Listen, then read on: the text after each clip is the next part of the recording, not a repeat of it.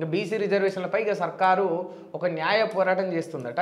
న్యాయ పోరాటం చేస్తుంది కానీ న్యాయం జరుగుతుందా అనేదే సమస్య. ఎందుకంటే ఇక సందర్భం అంటే ఒక నెగిటివిటీ వచ్చినప్పుడు, లేకపోతే ఓట్ల టైం వచ్చినప్పుడు, ఓ ఎన్నికలు వచ్చినప్పుడు మంచిగా టపక్కన లేచి బీసీ రిజర్వేషన్లు అంటారు, టపక్కన లేచి ఎస్సీ వర్గీకరణ అంటారు.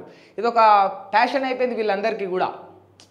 ఫ్యాషన్ ఇక ఏముండదు. ఇక ఒక సందర్భం వచ్చిందంటే వాడాలి, ఎస్సీలను వాడాలి, ఎస్టీలను వాడాలి, బీసీలను వాడాలి, అందరిని వాడాలి.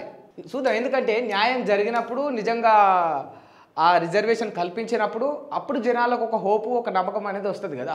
లంచం తీసుకుంటూ చిక్కితే 60 రోజులు జైల్లోనే, ఆదాయానికి మించి కూడబెట్టిన ఆస్తులు జప్తు, అవినీతి అధికారులకు చుక్కలు చూపిస్తున్న ఏసీబీ, ముందస్తు బెయిల్కు అవకాశమే లేదు. 22 మంది అధికారులు ఇప్పటికీ జైలుకే పరిమితం. బెయిల్ దొరక్క నెల రోజులుగా చెంచల్గూడ జైల్లోనే కాళేశ్వరం ఈఎన్సీ మురళీధర్ రావు. ఎంతటి వారైనా 2 నెలలు జైల్లో రిమాండ్ పక్కా.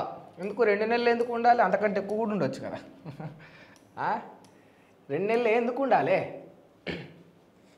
2 నెలలు పక్కా అంటే 2 నెలలు ఎందుకు ఉండాలి?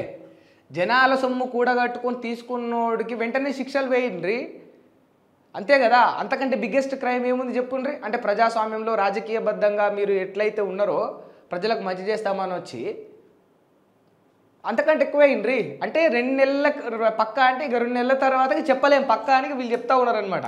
2 నెలలు పక్కా అంటే 2 నెలల తర్వాత గ్యారంటీ లేదు, ఇంకా వాడు విడుదల అవుతాడు. ఆ కేసు ట్రయల్కి వస్తుందా?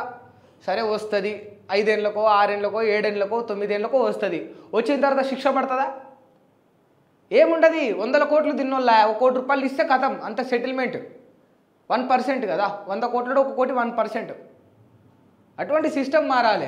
కేవలం ఇప్పుడు ఏసీబీ ఈ యొక్క ఎవరైతే కాంట్రాక్టర్లో లేకపోతే ఇంజనీర్లో ఇంకోడో మురళీధర్ రావు అసంటోడో వీళ్ళని జైలు వేయడం, వీళ్ళని పట్టుకోవడం కాదు. కానీ ఎంతమంది ఎమ్మెల్యేలను పట్టుకున్నారు? 10. ఈ దేశం మొత్తంలో ఎంతమంది ఎమ్మెల్యేలు ఉన్నారు? ఎంతమంది ఎంపీలు ఉన్నారు? ఒక 20 మంది ఎంపీలను పట్టుకున్నారా? ఇంతమంది ముఖ్యమంత్రులు ఉన్నారు కదా, ఓ 5 ముఖ్యమంత్రులను ఎప్పుడైనా పట్టుకున్నారా? ఎమ్మెల్సీలు ఎంతమంది ఉన్నారు? అంటే వాళ్ళని టచ్ చేయలేరు కదా మీరు. వాళ్ళు జోలికి పోలేదు. ఏదో తూతూ మంత్రంగా వాళ్ళ మీద రైళ్లు జరపడం, తూతూ మంత్రంగా ఏదో ఇక అట్లా వచ్చి ఇట్లా చుట్టం సూపుకి వచ్చిపోయి ఒక్కసారి వచ్చిపోమ్మ మెరుపుతీ కానగానే ఏసీబీ అట్లా ఎమ్మెల్యే ఇంటికి పోతుంది, మళ్ళీ ఇట్లా పోతుంది.